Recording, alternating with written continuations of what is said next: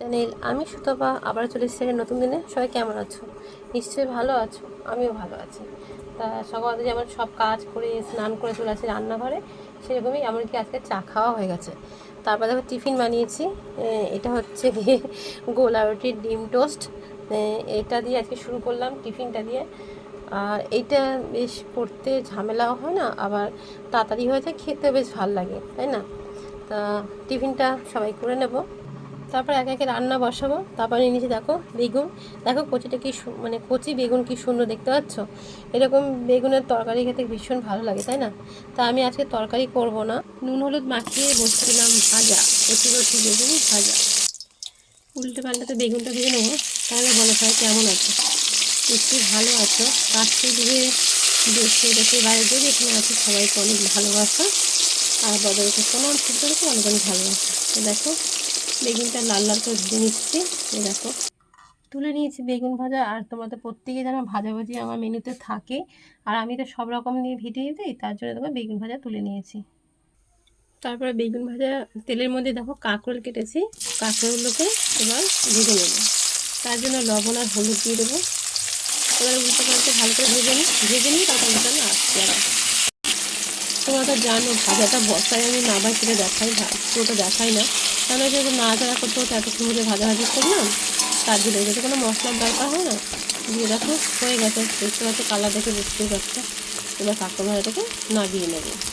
আর বেগুন ভাজা নামিয়েছি, ওর পাশেই রেখে দেবো কাঁকড় ভাজাটা।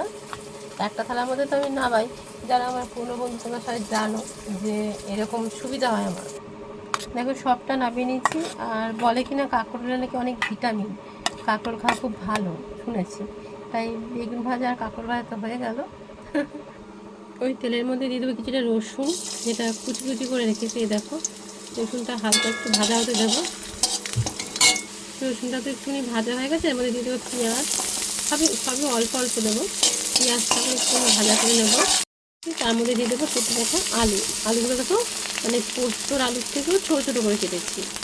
তার মধ্যে দিয়ে দেবো পরিমাণ মতন লবণ, আর দেবো একটু হলুদ। আমার এই সিম্পল ঘরোয়া রান্না তোমাদের কেমন লাগে অবশ্যই বলো। আমার কথার থেকে আমার কড়াই আওয়াজটা বেশি হচ্ছে, কী আর করা যাবে বলো। এবার ভাজা করে নিই। এটা আলুটাকে এরকমভাবে ভাজবো। আমি এক একদিন এক রকম করে ভেজে দিই, তাহলে কী হবে খেতে ভালো লাগে, দেখতেও ভালো লাগে, তার জন্য ভেজে নিই তারপর তোমার এখানে আবারও আসছি। দেখো রসুন আর পেঁয়াজ দিয়ে কী সুন্দর আলু ভাজা হয়ে গেছে। এই আলু ভাজাটাও নামিয়ে নেবো। না নাড়িয়ে তোমাদের তো প্রত্যেকটা ভিডিওতে বলি, আবারও বলি কী দেখাবো, তার জন্য দেখালাম না। এই দেখো, আর কাছে যদি যেখান থেকে এটা দেখতে চাও চ্যানেল সাবস্ক্রাইব করে দেওয়া, সাবস্ক্রাইব করা নেই। আর ভিডিওটাকে স্কিপ করো না, ফুল ভিডিওটাই দেখো। আমিও তোমাদের ফুল সাপোর্ট করে পাশে আছি। সবাইকে এইটাই কথা বলবো, সবাই একসময় দেখো, আমি একসময় দেখি না, দেখবো। তাই একটা থালার মধ্যে দেখো কাঁকড় ভাজা, আলু ভাজা, এটা হচ্ছে বেগুন ভাজা। তা ভাজাভাজি তো থাকেই, ভাজাভাজি তো হয়ে গেছে। চলো সঙ্গে থাকো, আর কী করে দেখতে থাকো। আবারও খানিকটা তেল নিলাম। এবার একটা পেঁয়াজকে ভেজে তুলে নেবো, যেমনভাবে ব্রেস্তা ভাজে সেরকমভাবে এটাকে ভেজে তুলে নেব। একটুখানি হাতের সময় নিয়ে একটুখানি পেঁয়াজটাকে ভেজে নেবো লাল লাল করে। ভেজে নিয়ে তোমাদের সামনে আবার আসছি। দেখো ভাজা হয়ে গেছে, এর থেকে আর লাল করবো না। এবার এটাকে তুলে নেব, তেলটা ছেঁকে নেব, ছেঁকে এটাকে এভাবে তুলে নেব। তুলে নিয়ে নিই। এখানে নিয়েছি কাতলা মাছ, মাছটাকে ভালো করে ধুয়ে নিয়ে এসেছি। এবার দেখো কাতলা মাছটাকে ভালো করে ধুয়ে নিয়ে এসেছি, দেখতেই পাচ্ছ ভালো করে ধুয়ে নিয়ে এসে তারপরে এখন দিয়ে দিচ্ছি দেখো এর মধ্যে হলুদটা আর লবণটা। এবার ভালো করে মাছের সাথে হলুদ আর লবণটা মাখিয়ে নেব। আর আজকে দেখো 4 পিস মাছ নিয়েছি, একই সাইজের মাছ নিয়েছি যাতে রান্না করতে সুবিধা হবে, তার জন্য। এই দেখো এর মধ্যে একটু গোলমরিচ দিলে ভালো হয়, একটু লেবু দিলেও ভালো হয়। তা আমি ওই সব কিছু দেবো না, এরকম সিম্পলভাবেই মাখিয়ে নিলাম নুন হলুদ। এবার হচ্ছে সেই পেঁয়াজ ভাজা তেলে এবার এটাকে ভেজে নেব। এই দেখো বেরেস্তার তেলেই দিয়ে দিলাম মাছগুলো। 4 পিস আছে তো 4 পিস খুব সুন্দর ভরে যাবে, তাই সবগুলো মাছ একবারে এরকম করে দিয়ে দিলাম। এবার একটু হাই করে ভালো করে ভেজে নেবো। সব মাছগুলোকে দেখো উল্টে নিয়েছি, 1 পিস হয়ে গেছে, আর পিঠে উল্টে দিলাম। 3 পিস মাছ ভাজা করে তুলে নিয়েছি বেশ লাল লাল করে। এর মধ্যে দিয়ে দেবো তোমার তেজপাতা, শুকনো লঙ্কা, আর দিয়ে দেবো গোটা গরম মশলা ফোড়নে। দেখো ফোড়নটা হালকা দিয়ে দিলাম। এবার এর মধ্যে দিয়ে দেবো ভেজে রাখা সেই পেঁয়াজ। পেঁয়াজটাকে ভেজে নেবো,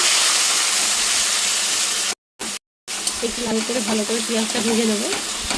আর একটু মাছ ভাজা করেছিলাম, মাছ ভাজা দিয়ে একটা সেই হলুদের এটা লঙ্কা হয়ে গেছে, ভেজে নিয়েছি। তারপর দেবো কাঁচা লঙ্কা, রসুন, আদা। এটা দিয়ে একটু ভালো করে আবার একটুখানি কষিয়ে নেবো যতক্ষণ না তেল ছেড়ে দেয়। তার মধ্যে দিয়ে দেবো একটুখানি জিরে গুঁড়ো আর দিয়ে দেবো পরিমাণ মতন লবণ। তারপরে এটা তো একটু কষিয়ে নেবো।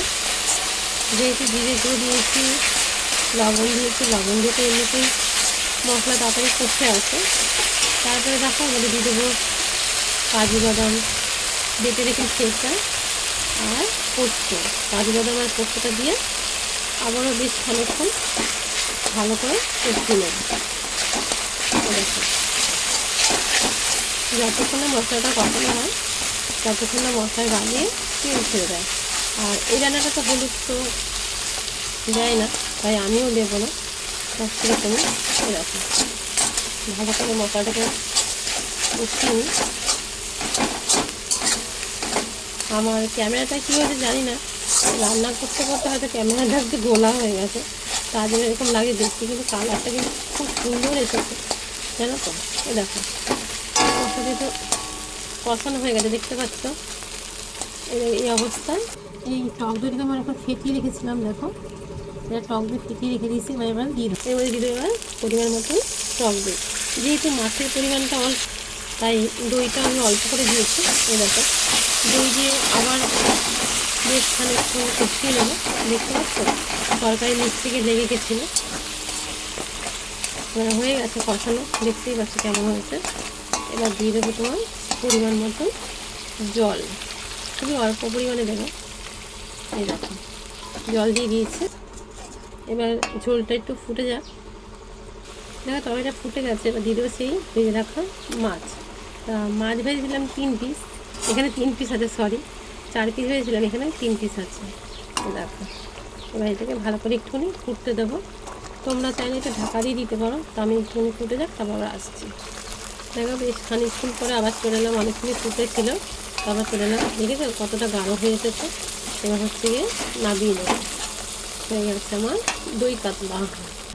একে একে নাবিয়ে নেবো। যেই বাটিতে পেঁয়াজ ভেজে রেখেছিলাম সেই বাটিতে নাবিয়ে নিচ্ছি।